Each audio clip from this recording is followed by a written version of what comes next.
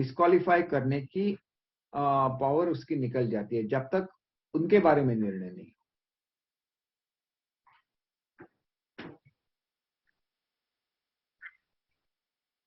यही शिवसेना के legislative party के नेता है, लेकिन अब आप ये कह रहे हैं कि आप अलग गुट बनाने की कोशिश करेंगे, क्योंकि आपका जो पहला वाला दावा था वो उपाध्यक्ष ने ठुकरा दिया है। तो इसीलिए क्या अब आप अलग गुट बनाकर शिवसेना बाला साहेब इस नाम से काम करेंगे महाराष्ट्र की असेंबली में, ये बात आप कहना चाहते हैं? देखिए, पहला जो एप्लीकेशन था वो डिफरेंट था, वो गठ नेता के बारे में था। और गठ नेता जब चुना जाता है तो जो असेंबली में चुने हुए लोग हैं, जो पार्टी सिंबल पे जीत के आए हैं, समझिए अगर शिवसेना है तो 56 लोग ऐसे हैं एमएलए जो जीत के आए थे शिवसेना के सिंबल पे।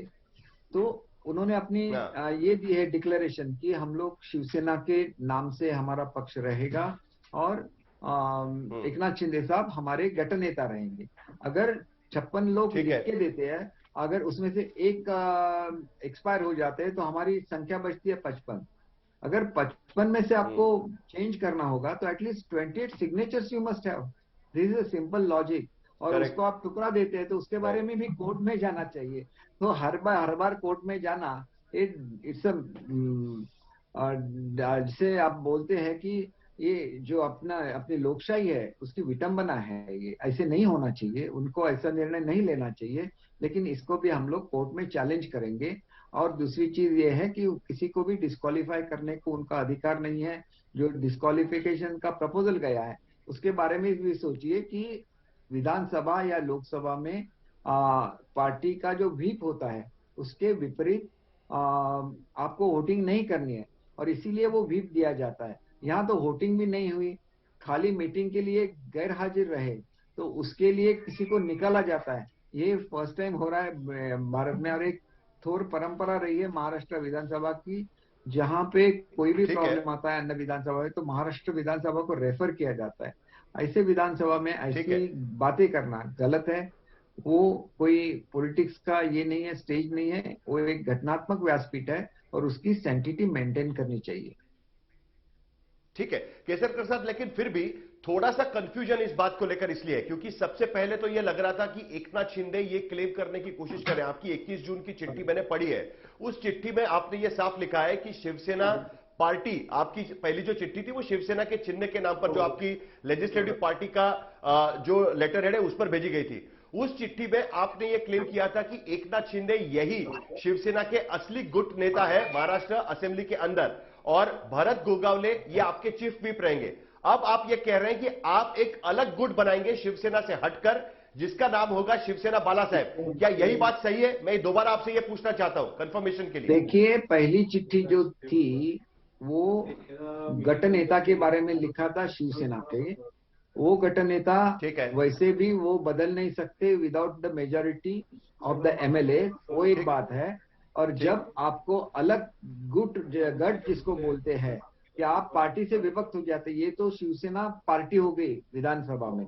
और अगर आपको पार्टी से बाहर निकलना है तो आपको 2/3 मेजोरिटी चाहिए। जब आपके पास 2/3 मेजोरिटी होती है तो आप अलग से एक गठ बना सकते हैं, अपना खुद नेता चुन सकते हैं, अपना खुद का व्हिप चुन सकते हैं, और वो आप पे लागू रहता है एंटी डिफेक्शन लॉ के लिए। तो इस तरह से हमने पूरे तो वो जो प्रक्रिया शुरू हो हमारे गई एमएलए है उनका एप्लीकेशन दिया है। उनको हमको रिकग्निशन देनी चाहिए, हमको अलग से ऑफिस देना चाहिए विधिमंडल में। हम तो शिवसेना से बाहर बिल्कुल निकले हुए नहीं है, हम आज भी विचारधारा से जुड़े हुए हैं। इसलिए हमने ये नाम रखा है कि शिवसेना बाला साहेब, क्योंकि शिवसेना वहां पे वो पार्टी का नाम है, शिवसेना बाला साहेब गढ़ करके नाम रखा है। और उस गढ़ को रिकग्निशन देना चाहिए। नाम में उनको कुछ आपत्ति हो तो उसके बारे में भी ये सोच सकते हैं, लेकिन इसमें आपत्ति होने की कोई बात नहीं है। ये कंटिन्यू होना चाहिए। और जो आज एक मिसअंडरस्टैंडिंग फैला जा रहा है महाराष्ट्र में, ये लोग निकल के बीजेपी में जा रहे हैं, हम लोग बिल्कुल किसी भी पक्ष में नहीं जा रहे हैं। हमारा अलग गठ रहेगा, हमारा अलग गठबंधन रहेगा। और वो मेरी सोच ऐसी है कि जब ऐसी मेजॉरिटी डेमोक्रेसी में हो जाती है तो इसको एक्सेप्ट करना चाहिए। आपने इलेक्शन कॉन्टेस्ट किया था, सेना और बीजेपी ने इकट्ठा महाराष्ट्र में। उद्धव साहब का कुछ डिस्प्यूट हो गया तो उद्धव साहब ने बाहर निकले कोई अपने युति से, और उन्होंने अलग से आघाड़ी बनाई कांग्रेस और एनसीपी के साथ। हम लोग तो जीत के ठीक है। ही एज शिवसेना बीजेपी अलायंस आए थे, तो हम कोई अलग मांग नहीं कर रहे थे। तो हमारी मांग जायज थी, अगर वो उसको कंसिडर करते हमारे पक्ष प्रमुख उद्धव साहब, तो ये अब तक हो जाता। लेकिन मालूम नहीं क्यों हर चीज वो पेंडिंग रखते हैं, और पेंडिंग चीजें रखने की वजह से ऐसी स्थिति उत्पन्न हो जाती है। लेकिन जब आपका बहुमत नहीं होता है तो दूसरे को डिस्क्वालीफाई करो, ये करो, ऐसे किया जाता है, हर जगह पे ट्राई किया जाता है। लेकिन ये विटंबना है आपके डेमोक्रेसी की, तो ऐसे नहीं करना चाहिए। आपने एक बार इलेक्शन फाइट किया, साथ में फाइट किया, तो आपको इकट्ठा रहना चाहिए। फिर भी आपके डिस्प्यूट हो गए, आप अलग अलग हो गए, ये अलग बात है। लेकिन हमें जो कॉन्स्टिट्यूशन ने जो राइट्स दिए हैं, वो राइट्स का यूज करना, ये तो हमारा घटनात्मक अधिकार है, और वो अधिकार हमको मिलना चाहिए, और वो अधिकार हमें उपाध्यक्ष दे दे, ऐसे मैं सोचता हूँ। नहीं, लेकिन जो 2003 में अमेंडमेंट हुआ है इस कानून में, उसके तहत एक ही पार्टी के 2 गुट असेंबली में नहीं बैठ सकते। इसीलिए बार बार यह कहा जा रहा है कि आपका ये शिवसेना बाला साहेब नाम का जो कोई गुट बनेगा, जिसको मान्यता शायद मिल भी जाए, वो गुट अपने आप को उनको मर्ज करना पड़ेगा किसी पॉलिटिकल पार्टी में।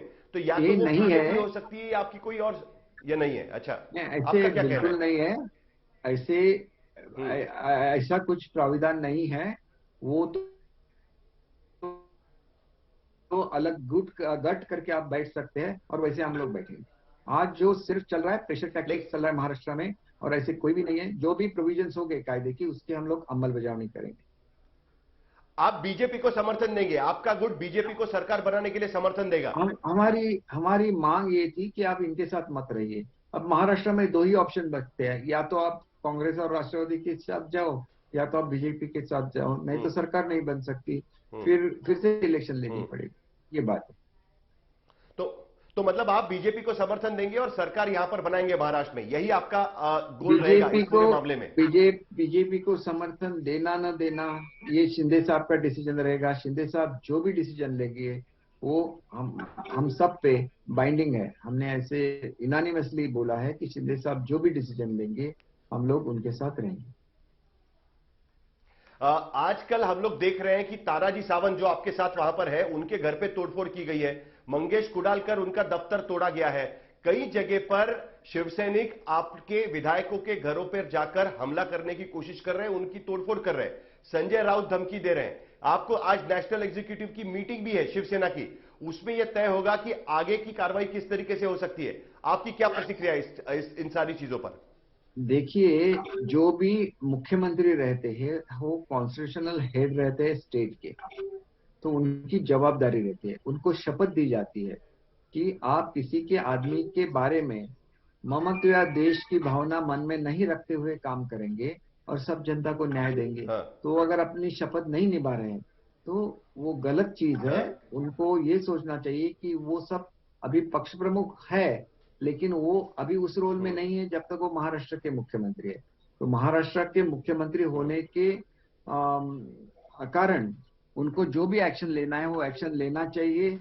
अगर जरूरी हो और राउत साहब पे एक्शन लेना पड़े, तो वो भी लेना है, क्योंकि ऐसे भड़काऊ वक्तव्य वो कर रहे हैं।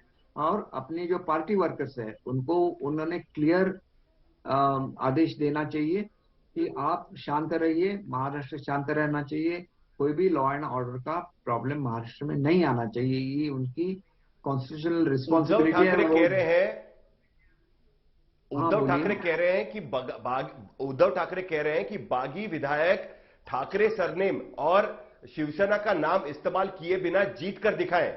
वो चैलेंज दे रहे हैं कि वो कह रहे हैं कि बिना शिवसेना के इस नाम के या बिना शिवसेना के सिंबल के बाला साहेब ठाकरे का नाम इस्तेमाल किए बिना आप लोग जीत कर दिखाइए। आपको चैलेंज दिया जा रहा है उद्धव ठाकरे की तरफ से। देखिए, मैं तो पहले एनसीपी में था, फिर भी जीत के आया था, फिर शिवसेना में शामिल हुआ, तब भी जीत के आया। और मैंने एक लड़ाई लड़ी थी शांतता के लिए, उस लड़ाई के बाद एनसीपी का मैंने रेजिग्नेशन दिया, और लोगों में इतनी हलचल थी कि शिवसेना के नारायण राणे शिवसेना से बाहर निकलने के बाद शिवसेना की खाली 40,000 वोट मिल रहे थे उनको, सब म्यूनिसिपालिटीज और सब जेडपी में मिलके, क्योंकि वो सिंबल पे होती है इलेक्शन।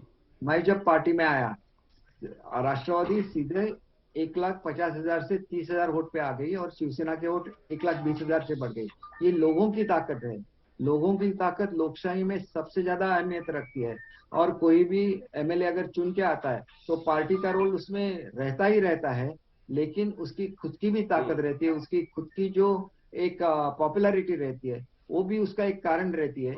इसीलिए ऐसे बहुत सारे एमएलए महाराष्ट्र में हैं, वो किसी भी पार्टी से खड़े रहे तो वो चुन के ही आएंगे, क्योंकि लोगों का उन पे प्रेम रहता है।